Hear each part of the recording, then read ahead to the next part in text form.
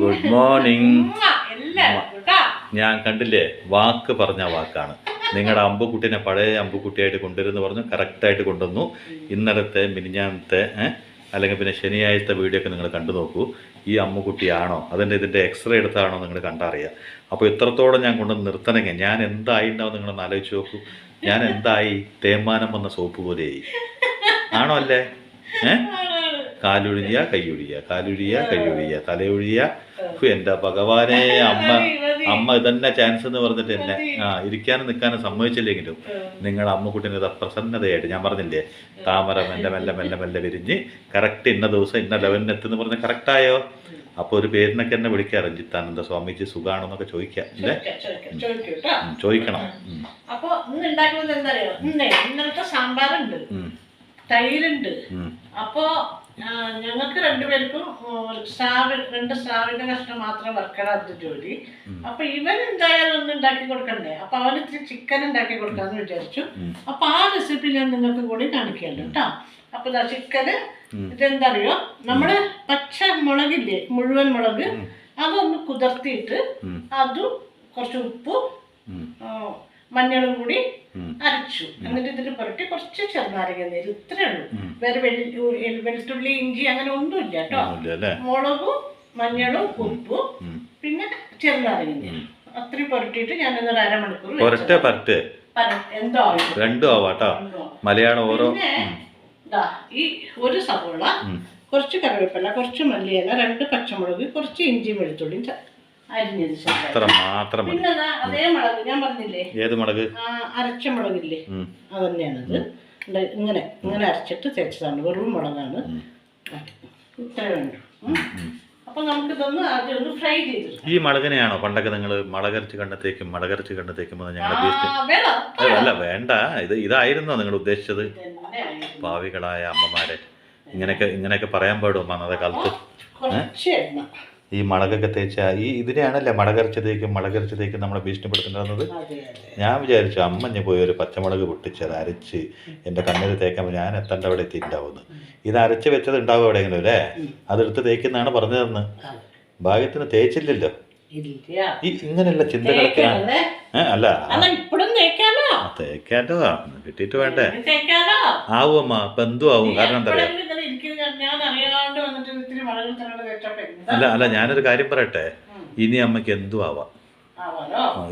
ഇപ്പൊ ആയല്ലോ അമ്മനെ ഞാൻ മുളക് തേക്കിന്റെ ലെവലിലൊക്കെ കൊണ്ടു നിർത്തിയല്ലോ. ഇനി നമുക്ക് എന്തും ചെയ്യാലോ തന്നെ.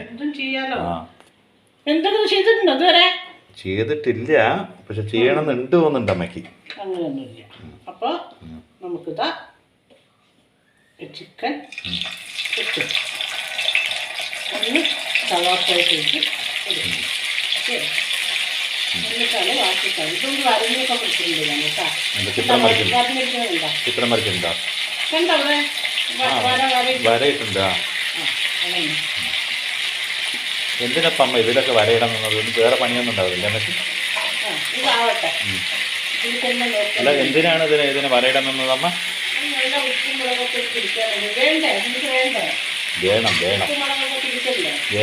വേണം.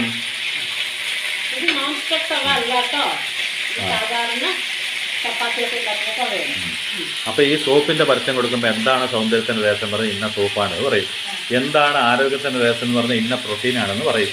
എന്താണ് അപ്പൊ അമ്മയുടെ ഈ ആരോഗ്യത്തിന്റെ രഹസ്യം? അങ്ങനെയെങ്കിലും പറഞ്ഞല്ലോ. പിന്നെ ഒരു ചോദ്യം ചോദിക്കട്ടെ, അപ്പൊ ആരോഗ്യമൊക്കെ വന്ന സ്ഥിതിക്ക് ശരിക്കും അമ്മ ഈ വിദ്വാനഭൂഷണം എന്ന് പറയുമല്ലോ, മൗനം വിദ്വാനഭൂഷണം. അയ്യോ അമ്മ അതാണ് ഈ തോക്കിൻ്റെ ഉള്ളിൽ കയറി വെടിവെക്കാനൊക്കെ കേട്ടിട്ടുണ്ടോ?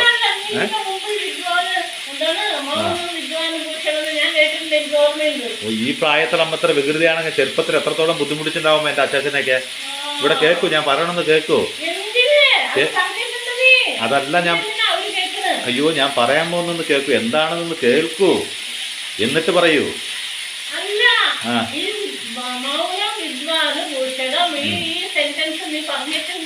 എൻ്റെ അമ്മേ, ഞാൻ ഈ മൗനം വിദ്വാനഭൂഷണം എന്ന് പറയാൻ കാരണം എന്താ അറിയോ? ഈ പറഞ്ഞ തന്നെ വീണ്ടും എന്താ പറയാൻ കാരണം എന്ന് ചോദിച്ചു നോക്ക്. അന്ന് പറഞ്ഞതല്ല ഞാൻ ഇന്ന് പറയണത്. ഈ മൗനം വിദ്വാനഭൂഷൺ എന്ന് പണ്ഡിതന്മാരൊക്കെ പണ്ട് പറഞ്ഞു വെച്ചു. എന്തുകൊണ്ട് പറഞ്ഞു വെച്ചു എന്നറിയാം. എവിടെയാണ് ഈ മൗനം വിദ്വാനഭൂഷണം ആവേണ്ടതെന്ന് അറിയോ? ചില ഇടങ്ങളിൽ മാത്രം. ഫോർ എക്സാമ്പിൾ ഞാൻ പറഞ്ഞുതരാം. നമ്മളൊക്കെ ജീവിതത്തിൽ ഒരുപാട് അനുഭവിച്ചിരിക്കുകയാണ്. അപ്പോൾ നമ്മൾ ഒരു വ്യക്തിനെ പറ്റി വേണ്ട, എനിക്കിപ്പോൾ അമ്മ എന്ന് വിചാരിച്ചോളൂ. അമ്മ ഈ നിമിഷത്തിന് വേണ്ടി ജീവിക്കുക, ഇപ്പം എന്തുണ്ട് അതിനനുസരിച്ച് ജീവിക്കുക. ഇങ്ങനെയൊക്കെ ജീവിച്ച് ജീവിതത്തിന് എന്താ പറയുക, എങ്ങനെ ജീവിക്കണം എന്നറിയാത്തൊരു വ്യക്തിയാണ് കരുതുക കേട്ടോ. അങ്ങനെ ആണെന്നല്ല പറയണത്, അങ്ങനെ വിചാരിക്കുക. എങ്ങനെ ജീവിക്കണം നമുക്കറിയില്ല. നമ്മുടെ ജീവിതശൈലി തന്നെ വേറെയാണ്. പക്ഷെ അമ്മ സ്ഥിരമായി തന്നെ ഉപദേശിക്കാൻ വരികയാണ്. എന്നുവെച്ചാൽ അങ്ങനെ ജീവിക്കണം, ഇങ്ങനെ ജീവിക്കണം, ജീവിതം എന്ന് പറഞ്ഞാൽ ഇതാണ് അതാണെന്നൊക്കെ അമ്മ എനിക്ക് പറഞ്ഞ് മനസ്സിലാക്കി തരികയാണ്. അപ്പോൾ സത്യസന്ധമായിട്ട് എന്ത് ചെയ്യണറിയോ, ഇവിടെ നോക്കൂ, എന്നാലും എനിക്ക് പറയാനൊരു ഇതുണ്ടാവും. അപ്പോൾ നമ്മൾ എന്ത് ചെയ്യണറിയോ, ആ ഇടങ്ങളിൽ ആ സമയങ്ങളിൽ മൗനം വിദ്വാനഭൂഷണമാണ്. ഇനി ചിലർ പറയും ഇന്നലകൾ കഴിഞ്ഞു പോയി, നാളെ ശ്രദ്ധിച്ച് കേൾക്കൂട്ടോ. നമ്മളെല്ലാം മെസ്സേജിലും കേൾക്കാറുണ്ട്, വായിക്കാറുണ്ട്, ഒക്കെ ഉണ്ട്. ഇന്നലകളൊക്കെ കഴിഞ്ഞു പോയി, നാളെ വരാനുള്ളതാണ്, ഈ നിമിഷം ആസ്വദിച്ച് ജീവിക്കാൻ പറയും. മനസ്സിലായില്ലേ? അപ്പോഴും നമ്മൾ മിണ്ടാണ്ടിരിക്കണം. മൗനം വിദ്വാനഭൂഷണം എന്താണെന്ന് പറഞ്ഞാൽ, ഇപ്പം ഞാനൊരു ചോദ്യം ചോദിക്കട്ടെ അമ്മയോട്. ഒരു പൂവിൻ്റെ ആയുസ് എത്ര ദിവസമാണ്? റോസാപ്പൂവിൻ്റെ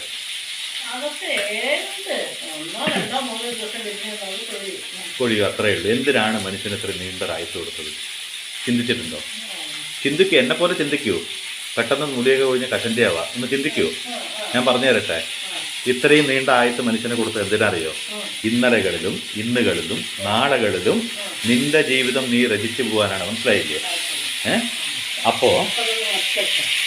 അപ്പോൾ ഇന്ന് ഈ നിമിഷം ഇപ്പം എന്തുണ്ട് അതങ്ങോട്ട് ആസ്വദിച്ച് ജീവിക്കാന്ന് പറയുന്നതല്ല ജീവിതം. ഇന്നലകൾ ജീവിച്ചൊന്ന് തിരിഞ്ഞു നോക്കണം, ഇന്നലകളിൽ പറ്റിയ തെറ്റുകളൊന്ന് തിരുത്താൻ നോക്കണം, നാളുകളിൽ എങ്ങനെ ജീവിക്കണമെന്ന് പഠിച്ചു നോക്കണം. കാരണം ഓരോ നിമിഷം ജീവിതം ഓരോ പാഠം പഠിച്ചുകൊണ്ടിരിക്കുകയാണ്. മനസ്സിലായില്ലേ? അതുകൊണ്ട് ഇന്ന് ഈ നിമിഷം മാത്രം ജീവിക്കാനാണെങ്കിൽ ഒരിക്കലും ദൈവം നമുക്ക് ഇത്രയും വലിയൊരു ആയുസ് തരില്ല. എന്തുകൊണ്ടാണ് ഇത്രയും വലിയ ആയുസ് തന്നതെന്ന് പറഞ്ഞാൽ, നമ്മുടെയൊക്കെ ജീവിതത്തിൽ നമ്മൾ ഈ ജീവിച്ച ജീവിതം നമ്മുടെ കഥാപാത്രത്തെ നമ്മൾ രചിച്ചു പോകാനാണ്. മനസ്സിലായില്ലേ? അപ്പോൾ നമ്മൾ ഈ 2 ദിവസമോ 3 ദിവസമോ ഒന്നല്ല നമ്മുടെ ജീവിതം. ഒരു മനുഷ്യായുസുണ്ട്. ആ മനുഷ്യായുസിൽ ജീവിച്ചു പോയിട്ട് നമ്മൾ ഈ ഭൂമിയൊക്കെ വിട്ട് പോയതിന് ശേഷം നമ്മൾ മരണപ്പെട്ടതിന് ശേഷം എപ്പോഴെങ്കിലും നമ്മുടെ ഇല്ലാണ്ടായി എന്ന് പറയുമ്പോൾ ഒരു ദുഃഖം ഒരു മനസ്സിലുണ്ടാവണം. നമ്മുടെ ആരുടെയെങ്കിലൊക്കെ ഓർമ്മകൾ നമ്മളൊന്ന് അവൻ്റെ ഓർമ്മയിൽ നമ്മളൊന്ന് എന്താ പറയുക ഉണ്ടാവണം. അവൻ്റെ ഓർമ്മയിലൊക്കെ നമ്മൾ ഉണ്ടാവാന്ന് പറയില്ലേ?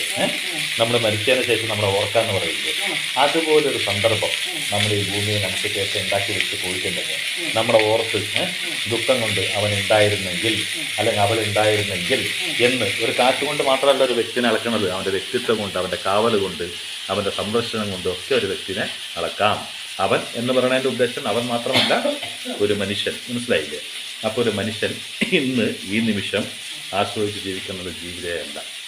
നമ്മുടെ ജീവിച്ച ജീവിതം നാളെ നമ്മുടെ ഒരു പുതിയ ജനറേഷന് ഒരു പാഠമാവണം. എന്തോ ഒരു നന്മ നമ്മുടെ ഉള്ളിലുണ്ട് എന്ന് ആരെങ്കിലും ഒരാൾ മനസ്സിലാക്കണം. എന്തെങ്കിലും നമ്മൾ വിട്ടുപോയതിൻ്റെ ദുഃഖം ഏതെങ്കിലും മനസ്സിലൊന്ന് എന്താ പറയുക, ഒന്ന് നൊമ്പരപ്പെടണം. അതിനു വേണ്ടിയാണ് ദൈവം നമ്മുടെ കഥ പാതി നമുക്ക് രചിക്കാൻ തന്ന് കുറച്ച് മൂപ്പർ എഴുതി വെച്ചിട്ട് മകനെ ജീവിക്കൊന്ന് കാണിച്ചു കൊടുക്കും. ആ ജീവിതം എന്ന മത്സരം മത്സരിച്ച് ജീവിച്ചതിന് ശേഷം നീ എൻ്റെ അടുത്തിലേക്ക് വന്നോ പറഞ്ഞിട്ട് ആയിത്തരും. മനസ്സിലായില്ലേ? അല്ലാണ്ട് എല്ലാം പറയും പോലെ ഇതാണ് ജീവിതം. അതുപോലെ തന്നെ ചില ഉപദേശങ്ങളുടെ പെരുമഴ. അപ്പോഴൊക്കെ നമ്മൾ എന്താ പറയുക, മൗനം വിദ്വാനഭൂഷണം എന്ന് പറയുമ്പോൾ മിണ്ടാണ്ടിരിക്കണം. കാരണം എന്തറിയോ, എങ്ങനെ ജീവിക്കണം, എങ്ങനെ പ്രാർത്ഥിക്കണം, എങ്ങനെ നടക്കണം, എങ്ങനെയാണ് നമ്മൾ സംസാരിക്കേണ്ടത്, ഇതൊക്കെ പറഞ്ഞു തരും. അപ്പോൾ ശരിക്കും പറയുകയാണെങ്കിൽ അപ്പുറത്തിരിക്കുന്ന ഒരു വ്യക്തി ചിലപ്പോൾ ഈ പറയുന്ന വ്യക്തിനേക്കാളും ജീവിതത്തിൽ ഏറ്റവും വലിയ സങ്കടങ്ങൾ തരണം ചെയ്ത് വന്നൊരു വ്യക്തിയായിരിക്കും. മനസ്സിലായില്ലേ? ആ വ്യക്തി ഇതൊന്നും ആരോടും പ്രകടിപ്പിച്ചിട്ടുണ്ടാവില്ല. കാരണം എന്താ പറയുക, എന്തിന് എന്ന് പറഞ്ഞ് ചിരിക്കുന്ന ഒരു വ്യക്തിയായിരിക്കും. നമ്മളൊക്കെ പറയില്ലേ, ഏറ്റവും കൂടുതൽ ദുഃഖമുള്ള വ്യക്തിയാണ് ഏറ്റവും കൂടുതൽ ചിരിക്കാനും ചിരിപ്പിക്കാനും ശ്രമിക്കുക. എന്തിനാണെന്നറിയോ? അത് അവനവൻ്റെ മനസ്സിൻ്റെ വിഷമങ്ങളില്ലേ, അത് മറയ്ക്കാനുള്ളൊരു തന്ത്രമാണത്. മനസ്സിലായില്ലേ? ഏറ്റവും കൂടുതൽ ഒരാൾ ചിരിപ്പിക്കുന്നുണ്ടെങ്കിൽ, ഒരു സുഖജീവിയാണെന്ന് മറ്റുള്ളവർക്ക് തോന്നുന്നുണ്ടെങ്കിൽ ആ മനസ്സിൽ ഒരുപാട് മുറിവുകളുണ്ടാവും. ഏതു നേരം മറ്റുള്ളവരെ ചിരിപ്പിക്കാനും സന്തോഷിപ്പിക്കാനും വേണ്ടി ഒരു ജീവിതം ഒഴിഞ്ഞു മാറ്റിയ ഒരു സ്ത്രീയോ ഒരു പുരുഷനോ അങ്ങനെ മാറ്റി വെച്ചിട്ടുണ്ടെങ്കിൽ ആ ഹൃദയത്തിൻ്റെ മുറിവുകളൊക്കെ അറിയണമെങ്കിൽ അവൻ്റെ മനസ്സോട് അടുത്തറിഞ്ഞിട്ട് നീ എന്താണെന്നുള്ള കഥ ചോദിക്കുമ്പോൾ മനസ്സിലാവും ഈ ഉപദേശിക്കുന്ന ഒന്നുമല്ല. കാരണം എന്താ പറയുക, ഉപദേശിക്കാൻ ആർക്കും എളുപ്പമാണ്, അതുപോലെ നടക്കാനാണ് ബുദ്ധിമുട്ട്. എന്തിനാ അറിയോ? അവരോട് ഒരു കാര്യം പറയാം. ഒരുപാട് അവരൊക്കെ ഇങ്ങനെ വിചാരിച്ചിട്ടുണ്ടാവും ഒന്നിനും കൊള്ളാത്തവനാണ്, ഇവൻ്റെ ഉപദേശത്തിനൊക്കെ എന്ത് വിലയുണ്ടെന്ന് ചിലർ വിചാരിക്കും. അപ്പോൾ അവരെങ്ങനെ വിളിച്ചിട്ട് പറയുക, ഇതാണ് ഞാൻ മുങ്ങിത്താഴ്ന്ന ഇടം എന്ന് വെച്ചാൽ നമ്മുടെ ജീവിത സാഹചര്യമാണ് ഈ മുങ്ങിത്താഴ്ന്ന ഇടം എന്ന് പറയുന്നത്. ഞാൻ മുങ്ങിത്താഴ്ന്ന ഇടം ഇങ്ങനത്തെ ഇടമാണ്. അപ്പോൾ ഈ ഇടത്തിൽ നിന്ന് നീ ഒന്ന് നീന്തി കയറി നോക്കുക പറയാം. മനസ്സിലായില്ലേ? അപ്പം മനസ്സിലാവും പ്രാക്ടിക്കലായിട്ട് എത്രയും വലിയ ദുഃഖത്തിലായിരിക്കും. അത് എന്തുകൊണ്ട് പറയാമെന്ന് പറഞ്ഞാൽ നമ്മുടെ അനുഭവം ഒരു പ്രാവശ്യം പറഞ്ഞു കൊടുത്താൽ മതി. അപ്പം മനസ്സിലാവും ഇത്രയും ചിരിപ്പിക്കുന്ന മനുഷ്യൻ്റെ ഉള്ളിൽ കരയുന്നൊരു മനുഷ്യനുണ്ട്. മനസ്സിലായില്ലേ? അതുപോലെ മനുഷ്യനെ മനസ്സിലാക്കാൻ ഭയങ്കര ബുദ്ധിമുട്ടാണ്. അപ്പോൾ ഈ മൗനം വിദ്വാനഭൂഷണം എന്നുള്ളതിൻ്റെ അർത്ഥം നമുക്ക് മനസ്സിലായില്ലേ? പിന്നെ യഥാർത്ഥ ബന്ധം എന്താണ്? യഥാർത്ഥ ബന്ധം എങ്ങനെയാണ് യഥാർത്ഥ ബന്ധുക്കളെ മനസ്സിലാക്കേണ്ടത്? ഇത് അമ്മയ്ക്കൊന്ന് പറയാൻ പറ്റുമോ? എന്ന് വെച്ചാൽ യഥാർത്ഥ ബന്ധം എന്ന് പറഞ്ഞാൽ സ്നേഹബന്ധം, കുടുംബ ബന്ധം, സുഹൃത്ത് ബന്ധം, ഇതെല്ലാം ബന്ധങ്ങളാണ്. നമ്മൾ പറഞ്ഞില്ലേ ബന്ധങ്ങൾ, ബന്ധുക്കൾ. ഈ ബന്ധുക്കളൊക്കെ ബന്ധങ്ങളിൽ നിന്ന് കൺവേർട്ടായതാണ്. മനസ്സിലായില്ലേ? അപ്പോൾ ഈ ബന്ധങ്ങളും ബന്ധുക്കളും എന്താണ് യഥാർത്ഥ ബന്ധം? എങ്ങനെയാണ് അവർ എന്ന് വെച്ചാൽ സത്യസന്ധമായ ബന്ധുക്കളെ എങ്ങനെയാണ് തിരിച്ചറിയുക? ആർക്കെങ്കിലും അറിയോ? ഇപ്പോൾ നമ്മുടെ ഒരു നുണ പറയുകയാണെങ്കിൽ നുണ പരിശോധന മിഷനുണ്ട്. അത് വെച്ച് നമ്മളെ നോക്കാം, ഇവൻ നുണ പറയുകയാണോ സത്യം പറയുകയാണോ എന്നൊക്കെ കണ്ടുപിടിക്കാൻ പറ്റും. ഒരു കളവ് ചെയ്ത വ്യക്തിനെ വേണമെങ്കിൽ പോലീസുകാർ കൊണ്ട് 2 ലാത്തി കടിച്ചു കഴിഞ്ഞാൽ അവളുടെ സത്യം പറയും. പക്ഷേ ഈ ബന്ധങ്ങളിൽ വ്യാജനും ഒറിജിനലും 916 ഉണ്ടാവും, അതല്ലാത്ത ഡ്യൂപ്ലിക്കേറ്റും ഉണ്ടാവും. ഇതിനെങ്ങനെയാണ് കണ്ടുപിടിക്കുക? അത് വളരെ സിമ്പിളാണ്. അമ്മ പറഞ്ഞു തരട്ടെ? പറഞ്ഞു തന്നാൽ ശരിയാണോ എന്നുള്ള ഉത്തരം അപ്പം തന്നെ പറയണം കേട്ടോ. പിന്നെ എന്നെ ചീത്ത പറയാൻ പാടില്ല. ഇങ്ങനത്തെ മണ്ട പറയാന്ന് പറയാൻ പാടില്ല. പറയട്ടെ? അപ്പോൾ നിങ്ങൾ എത്ര പുക നിങ്ങളൊക്കെ അതൊന്ന് മാറ്റി വെക്കും.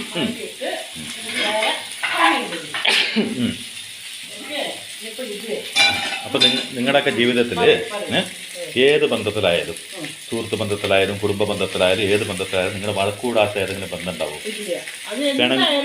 പിണങ്ങാത്ത ഏതെങ്കിലും ബന്ധം ഉണ്ടാവും? അമ്മയും മക്കളും ഭാര്യയും ഭർത്താവും എല്ലാവരും ഉണ്ടാവില്ലേ? ഒരു ബെസ്റ്റ് ഫ്രണ്ടായിട്ട് പഠിച്ചിട്ടുണ്ടാവില്ലേ? അപ്പം എങ്ങനെയാണ് യഥാർത്ഥ ബന്ധത്തിനും വ്യാജ ബന്ധത്തിനും കണ്ടുപിടിക്കാൻ ഞാൻ പറയട്ടെ? എങ്ങനെയാണെന്നറിയോ? ഇപ്പോൾ ഭയങ്കരമായിട്ട് നിങ്ങൾ വഴക്കൂടി ഇന്ന്, പിറ്റേ ദിവസം രാവിലെ അമ്മേനെ കാണുമ്പോൾ നേരെ വന്നിട്ട് പുഞ്ചിരിച്ചിട്ട് ഇന്നലെ കഴിഞ്ഞത് ഇന്നലേക്ക് കഴിഞ്ഞു എന്ന് പറയാൻ മനസ്സിലൊരു വ്യക്തി ഉണ്ടാവില്ല. ഈഗോ എന്ന് പറയുന്ന സംഭവമൊക്കെ വിട്ട് ഇന്നലെ കഴിഞ്ഞു നമ്മളൊക്കെ ഒന്നല്ലേ. ഒരു പ്രശ്നം വരും പോകുമെന്ന് പറയാനുള്ള മനസ്ഥിതി കാണിക്കില്ലേ? അവരാണ് യഥാർത്ഥ ബന്ധം. അതിൻ്റെ പകരം ഒരു വാക്ക് അമ്മെന്ന് പറഞ്ഞാൽ അടുത്ത ദിവസം അതിൻ്റെ പകരം വീട്ടാൻ വേണ്ടി അതിന് എന്ത് മറുവാക്കാണ് പറയേണ്ടതെന്ന് കാത്തിരിക്കില്ലേ? അത് ബന്ധങ്ങൾക്ക് വേഷമിട്ടവരാണ്. മനസ്സിലായില്ലേ? അതൊരിക്കലും ബന്ധമല്ല. അങ്ങനെ ഇന്ന് പിണങ്ങിയിട്ട് നാളെ നിങ്ങളോട് സംസാരിക്കുന്ന ബന്ധം നിങ്ങൾ ഉണ്ടാക്കി വെച്ചിട്ടുണ്ടെങ്കിൽ നിങ്ങളുടെ ജീവിതത്തിലെ ഏറ്റവും വലിയ സമ്പത്ത് എന്താണെന്നറിയോ നിങ്ങൾക്ക്? ആ ബന്ധങ്ങൾ തന്നെയാണ്. അങ്ങനെ കുറച്ച് ബന്ധങ്ങളൊക്കെ നിങ്ങളുടെ കയ്യിലുണ്ടെങ്കിൽ നിങ്ങൾ സമ്പൂർണ്ണമായിട്ട് നല്ല ബന്ധങ്ങളുടെ ഇടയ്ക്ക് ജീവിക്കുന്ന വ്യക്തികളാണ്. അങ്ങനെ ചിലരൊക്കെ ഉണ്ട്. എന്തറിയോ, എപ്പോഴെങ്കിലും നമ്മൾ എന്തെങ്കിലും പറഞ്ഞിട്ടുണ്ടെങ്കിൽ അപ്പം അങ്ങോട്ട് മിണ്ടാണ്ട് പോകില്ല. അപ്പം നമ്മൾ പിന്നെ കുറച്ച് കഴിഞ്ഞ് ആലോചിക്കും, വിഷമമായി തോന്നുന്നില്ല ഞാൻ പറഞ്ഞത്, ഇനിയിപ്പോൾ ഇങ്ങോട്ട് വരികയില്ലാന്ന് തോന്നുന്നു എന്നൊക്കെ നമ്മൾ വിചാരിക്കും. പക്ഷെ അവർ പിറ്റേ ദിവസം കാണുമ്പോൾ എന്തായിരുന്നു ഇന്നലെ നമുക്ക് തിരിച്ചിട്ടവർ നമ്മളോട് തീർച്ചയായിട്ടും. അപ്പോൾ ഏതൊരു വ്യക്തിക്കാണോ നമ്മൾ എത്ര പിണങ്ങിയാലും എത്ര വഴക്ക് കൂടിയാലും വീണ്ടും വീണ്ടും നമ്മളെ തേടി വന്ന് സംസാരിക്കാൻ മനസ്സുള്ള വ്യക്തികളെ നിങ്ങൾ സമ്പാദിച്ചു വെച്ചിട്ടുണ്ടെങ്കിൽ അത് തന്നെയാണ് നിങ്ങളുടെ ജീവിതത്തിലെ ഏറ്റവും വലിയ സമ്പത്ത്. കാരണം എന്താ പറയുക, അവർ യഥാർത്ഥ ബന്ധമാണ്.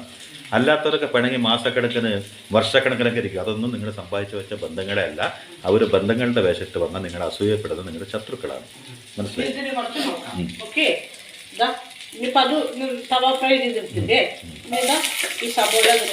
ഇപ്പം അമ്മയ്ക്ക് എന്തൊക്കെ മനസ്സിലായി? ഇപ്പം അമ്മയ്ക്ക് എന്തൊക്കെ മനസ്സിലായി? എങ്ങനെയാണ് യഥാർത്ഥ ബന്ധത്തെ കണ്ടുപിടിക്കുന്നത്? അമ്മ പറഞ്ഞില്ല ഇതിന് ഏത് മെഷീനിൽ വെച്ചിട്ടാണ് കണ്ടുപിടിക്കുക, എങ്ങനെയാണ് കണ്ടുപിടിക്കുക പറഞ്ഞില്ലേ? വളരെ സിമ്പിൾ അല്ലേ? യഥാർത്ഥ ബന്ധം ഒരിക്കലും ഒരുപാട് കാലം നമ്മളോട് പിണങ്ങിയിരിക്കില്ല. അതൊക്കെ പെട്ടെന്ന് എത്ര പിണക്കുണ്ടെങ്കിലും മാറി എൻ്റെ അല്ലേ സാരല്ലേ ഒരു വിട്ടുവീഴ്ച ചെയ്തുകൊണ്ട് ഞാൻ തോറ്റുപോയില്ല.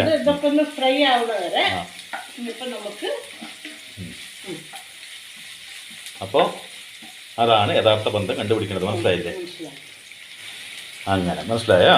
അപ്പോൾ യഥാർത്ഥ ബന്ധം എങ്ങനെ കണ്ടുപിടിക്കാന്ന് പറഞ്ഞു തന്നു കേട്ടോ. അപ്പൊ സത്യത്തിലിപ്പോ എന്തൊക്കെ അമ്മയ്ക്ക് മനസ്സിലായി? എല്ലാം മനസ്സിലായി. അങ്ങനെയല്ല, ഞാൻ ചോദിച്ചതിന് കറക്റ്റായിട്ട് അല്ല, മറുപടി പറയണം. ശരിയാണ്. ബന്ധങ്ങൾ അങ്ങനെയൊക്കെ തന്നെയാണ്. നല്ല ബന്ധങ്ങളും സ്നേഹബന്ധം ഒക്കെ അല്ല, ഒരുപാട് സ്നേഹബന്ധമുള്ളവർക്ക് ഒരുപാട് കാലം പണി. ഇപ്പൊ അമ്മയ്ക്ക് നമ്മുടെ 2 മക്കളോടും നമ്മൾ എത്ര തന്നെ പണങ്ങിയാലും കുറെ ദിവസം അമ്മയ്ക്ക് നമ്മളോട് പിണങ്ങാൻ പറ്റുമോ? ഇല്ല. അതുപോലെ തന്നെയാണ് എല്ലാ ബന്ധങ്ങളിലോടും നമുക്കൊരു ആത്മാർത്ഥത ഉണ്ടെങ്കിൽ നമുക്ക് അങ്ങനെ പിണങ്ങാം. പിണങ്ങിയിരിക്കാൻ പറ്റില്ല. അങ്ങനെ പിണങ്ങിയിരിക്കുന്നുണ്ടെങ്കിൽ അത് ആത്മാർത്ഥമായിട്ട് ബന്ധമല്ല. അവര് മിണ്ടട്ടെ ഇവര് മിണ്ടട്ടെ എന്ന് പറഞ്ഞിട്ട് ഇരിക്കില്ലേ, അത് അത്ര നല്ല കാര്യമാണ്. അപ്പൊ ഞാനൊരു കഥ പറയായിരുന്നു. പറയണം. കേട്ടോ? അതായത് ഏതായത്? ഒരു നാട്ടില് ഒരു രാജാവ്. രാജാവിലേക്ക് എത്തി നമ്മള്. വരട്ടെ. അല്ല, വരട്ടെ. രാജാവ് എനിക്ക് ഇഷ്ടമാണ്. അതാണ്. രാജാവിനെ കളിയാക്കി നമുക്ക് ദേഷ്യം വരും. രാജവംശമാണ് നമ്മുടെ. എനിക്ക് രാജാവിന്റെ കഥയ്ക്ക് ഇഷ്ടമാണ്. ആയിക്കോട്ടെ, പറഞ്ഞോളൂ. അപ്പോ ഒരു നാട്ടിലൊരു രാജാവ്. കുറേ വർഷങ്ങളായി രാജാവിന് മക്കളില്ല. പാവം. ഒരുപാട് വ്രതങ്ങൾ ചെയ്തു. എന്തിന്? പൂജ പുരസ്കാരങ്ങളൊക്കെ ചെയ്തു. എന്തിന്? ഇല്ലെങ്കിൽ ഇപ്പൊ എന്താ, ഒരു കുഴപ്പമില്ലല്ലോ. രാജാവിന് ഒരു മകനുണ്ടെങ്കിലല്ലേ, മകനോ മകളോ ഉണ്ടെങ്കിലല്ലേ അതിന്റെ വംശത്തിന് പിന്നൊരു രാജാവിനെ കിട്ടണ്ടേ? അതിന് ഏട്ടന്റെ അനിയന്റെ മന്ത്രിയുടെ അനിയനെ കുട്ടീനെടുത്ത് വളർത്തിയ പോരെ? ശരി, സ്വന്തമാണ് കഥയിൽ. ശരി. അപ്പോ ഈ രാജാവ് ഒരുപാട് പൂജയും എല്ലാ വഴിപാടുകളും ഒക്കെ നേർന്നു എന്തൊക്കെ ചെയ്തിട്ടും രാജാവിന് മക്കളില്ല. അപ്പൊ ഒരാള് പറഞ്ഞ കുറച്ച് ഇതൊക്കെ ഉള്ള ആളാണ്, വിവരമുള്ള ആള്. ആളൊക്കെ തന്നെ. ആള് പറഞ്ഞ കാര്യം അത്ര വിവരമുള്ളതായിട്ടൊന്നും എനിക്ക് തോന്നിയില്ല. അപ്പൊ ഒരാള് പറയും വന്നിട്ട്, അതെ, നമ്മളിവിടെയാണ്, ഇങ്ങോട്ട് നോക്കൂ, നിങ്ങളുടെ ഈ നാട്ടില് ഒരു ബാലകനെ നിങ്ങൾ ബലി കൊടുക്കൂ, അപ്പൊ നിങ്ങൾക്ക് ഒരു മകൻ ഉണ്ടാവുന്നു. അന്ധവിശ്വാസി, ദ്രോഹി. അങ്ങനെ പറയാൻ പാടുള്ളൂ. എത്ര ബുദ്ധിയുള്ള ആളാണ്. ഇഷ്ടപ്പെട്ടില്ല, പക്ഷെ കഥയാണല്ലോ. അപ്പൊ ഒന്നിനു വേണ്ടിട്ട് ഇങ്ങനെ നശിപ്പിക്കുക എന്നൊക്കെ പറയുന്നത് അത് ഒട്ടും ശരിയല്ല. അപ്പൊ എന്ത് ചെയ്യും?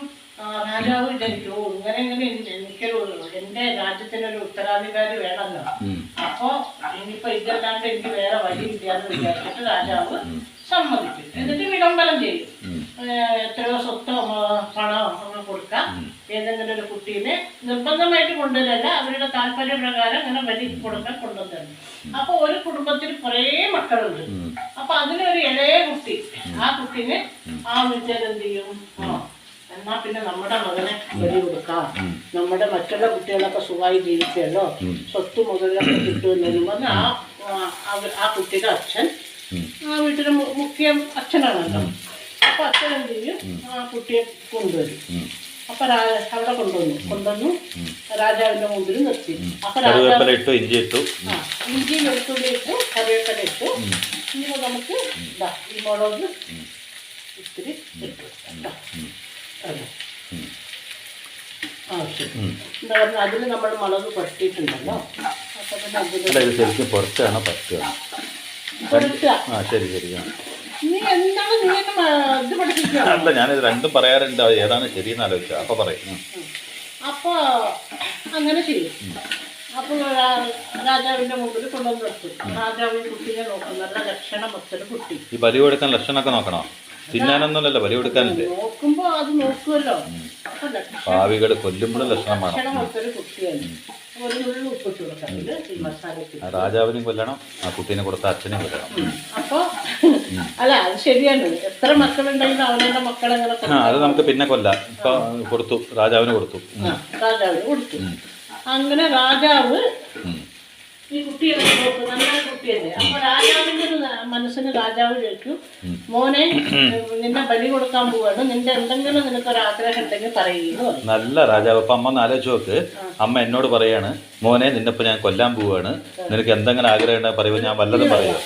അല്ല, ഞാൻ വല്ലതും പറയോ പേടിച്ചിട്ട്? എന്താ അമ്മ, കൊല്ലാനല്ലേ പോണ്? ഇപ്പൊ എനിക്ക് എന്താ ആഗ്രഹം ഉണ്ടാവാനാ പറയും. എനിക്ക് മനസ്സിലായി. എന്നെ എങ്ങനെയെങ്കിലും ഒന്ന് ജീവിപ്പിച്ച് തരാൻ പറ്റുമോ, എന്നെ വെറുതെ വിടാൻ പറ്റുമോ വെച്ചിട്ടുണ്ടാവും കുട്ടി. അങ്ങനെയൊന്നല്ല. അപ്പൊ ഈ കുട്ടിയോട് ചോദിച്ചു, മോനെ നിനക്ക് എന്താണ് അവസാനത്തെ നിന്റെ ആഗ്രഹം എന്തെങ്കിലും പറയുന്നു. അപ്പോ ആ കുട്ടി തുള്ളി വെള്ളം കൂടി ഒഴിച്ച് ഒന്ന് തിളക്കട്ടെ കേട്ടോ, ഒന്ന് ചൂട് തരട്ടെ. അപ്പൊ ആ കുട്ടി പറയും, എനിക്ക് കുറച്ച് മണൽ കൊണ്ടുവന്ന് തരും. കുറച്ച് കണ്ടോ, നിഷ്കളങ്കമായ കുട്ടി. ആ സമയത്ത് മണൽ കളിക്കാനാണ് ആ കുട്ടിക്ക് ആഗ്രഹം അല്ലേ? മണൽ കൊണ്ടുവന്ന് തരും.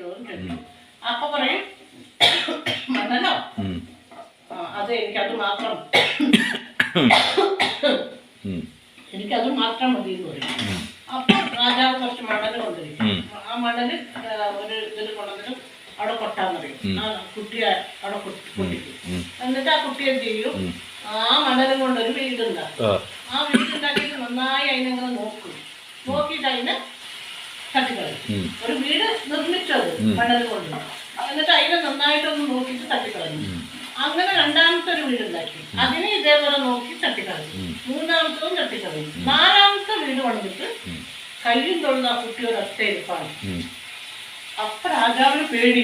എന്തറിയോ, എന്താ ഈ കുട്ടി ഇത് എന്തെങ്കിലുമൊക്കെ എനിക്ക് വല്ല വിനയായി തീരുവോ, എന്തോ കൂടോത്ര അറിയണ കുട്ടിയാണ്. എന്താണാവോ ഈ കുട്ടി ഇങ്ങനെ ചെയ്യുന്നത്? പേടിയായി രാജാവിനും മന്ത്രിക്കും ഒക്കെ പേടിയായി. എന്താ ഈ കുട്ടി ഇങ്ങനെ ചെയ്യുന്നത്? മരിക്കാൻ പോണ സമയത്ത് മണലിൽ 3 വീട് കിട്ടി. ആ 3നെ ആള് നശിപ്പിച്ചു. എന്നിട്ട് ഇതിപ്പോ ഇങ്ങനെ കുട്ടി ഇങ്ങനെ ഇരിക്കണല്ലോ എന്ന് പറഞ്ഞിട്ട് ആ രാജാവിന് ഭയങ്കര മനസ്സിന് പേടി. അങ്ങനെ 3 വീട് നശിപ്പിച്ച കുട്ടി. അപ്പൊ ഒക്കെ പറയാം. അപ്പൊ 3 വീടിനെ ഇങ്ങനെ ചെയ്തിട്ട് നാലാമത്തെ വീടിന്റെ അതിനെ തൊഴുതിട്ട് ഇങ്ങനെ ഇരുന്നില്ലേ. അപ്പൊ രാജാവിന് 3 വീടിനെ നശിപ്പിച്ചു.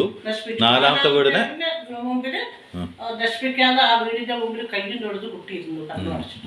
അപ്പൊ രാജാവിന്റെ ഒരു പേടിയോ, എന്താപ്പത് രാജ്യം വിട്ട് നശിച്ചു പോവോ, ഞാൻ വല്ല ശാപഗ്രസ്തനാവോ, ആ കുട്ടി എന്തോ ഒരു അത്ഭുത ഇതുള്ള കുട്ടിയാണെന്ന് തോന്നുന്നു മനസ്സിൽ തോന്നിയിട്ട് ഈ കുട്ടിയെ വിളിച്ചു. മോനെ, നീ ഇപ്പൊ എന്താ കാണിച്ചത് ബാലക? അതായത് ഈ 3 വീട് നശിപ്പിച്ചു, നാലാമത്തെ മുമ്പിൽ ഇരുന്നു, എന്താ അതിൻ്റെ അർത്ഥം എനിക്കൊന്നും മനസ്സിലായിട്ടാന്ന് പറയും. അപ്പോൾ ഈ കുട്ടി പറയും, അതെ രാജാവേ, ആദ്യം ഞാൻ ആ വീട് വെച്ച് എന്നെ തട്ടിക്കളക്കില്ല, നശിപ്പിച്ചത് എന്തിനാണെന്നറിയോ? എന്നെ പരിപാലിക്കേണ്ട എൻ്റെ അച്ഛനും അമ്മയും എന്നെ എന്തൊക്കെ ബുദ്ധിമുട്ടുണ്ടെങ്കിലും അവർ എന്നെ ബലി കൊടുക്കാൻ വേണ്ടി സ്വത്തിന് മോഹിച്ച് അവരുടെ സുഖ സൗകര്യങ്ങൾക്ക് വേണ്ടി എൻ്റെ സഹോദരങ്ങൾക്ക് വേണ്ടി എന്നെ ബലി കൊടുക്കാൻ തീരുമാനിച്ചില്ലേ. അപ്പം അവരും എന്നെ രക്ഷിക്കാനല്ല, എന്നെ എങ്ങനെയല്ലേ ചെയ്ത്. അപ്പം എനിക്ക് അവരില്ല. ആദ്യത്തെ വിശ്വാസം എനിക്ക് പോയി, ഞാനത് കളഞ്ഞു. രണ്ടാമത്തെ വിശ്വാസം എൻ്റെ ബന്ധുമിത്രാദികളുണ്ട്. അവര് ഈ അച്ഛനും അമ്മയ്ക്ക് ബുദ്ധി പറഞ്ഞിട്ട് നിങ്ങൾ പണത്തിന് വേണ്ടിയിട്ട് നിങ്ങളുടെ ഈ കുട്ടീനെ ബലി കൊടുക്കാൻ പാടുമെന്ന് പറഞ്ഞ് അവരെ വിലക്കാമായിരുന്നു. അവരും അതിന് നിന്നില്ല. അപ്പൊ എന്റെ ഈ രണ്ടാമത്തെ വിശ്വാസം പോയി. അതാണ് രണ്ടാമത്തെ വീട്. മൂന്നാമത്തെ വീട് രാജാവ്. ഈ രാജ്യത്തെ പരിപാലിക്കുന്ന രാജാവിന്റെ പ്രജയല്ലേ ഞാനും. അപ്പൊ എന്നെ പരിപാലിക്കേണ്ട കടമയില്ലേ രാജാവിന്. അപ്പൊ ആ കടമ തന്നെ വിസ്മരിച്ചുകൊണ്ട് എന്നെ ബലി കൊടുക്കാൻ സ്വന്തം താല്പര്യത്തിന് സ്വാർത്ഥതയ്ക്ക് വേണ്ടി ശ്രമിച്ച രാജാവിനോടും വിശ്വാസമില്ല. അപ്പോൾ അതും വന്നു. അവസാനം ഞാൻ 4ാമത് വീട് കിട്ടി അതിന് മുമ്പിൽ കൈ തൊഴുന്നത് ജഗദീശ്വരനെയാണ്. ആ പരിപാലകനായ ആ ജഗദീശ്വരൻ മാത്രം എന്നെ രക്ഷിക്കാൻ പറ്റുമെന്ന് പറഞ്ഞിട്ട് ഞാൻ കൈ തൊഴുന്നതാണ്. അത് കേട്ടപ്പോൾ രാജാവിൻ്റെ കണ്ണിൽ വെള്ളം അറിയാതെ കണ്ണ് രണ്ടും നിറഞ്ഞു. അപ്പോൾ രാജാവ് പറയും, ഈ കുട്ടിയെ ഞാൻ കൊല്ലില്ല, എനിക്ക് ഈ കുട്ടിയെ ബലി കൊടുത്തിട്ട് ഇനിയൊരു കുട്ടി ഉണ്ടാവുമെന്നുള്ളത് എന്താണ് ഉറപ്പ്?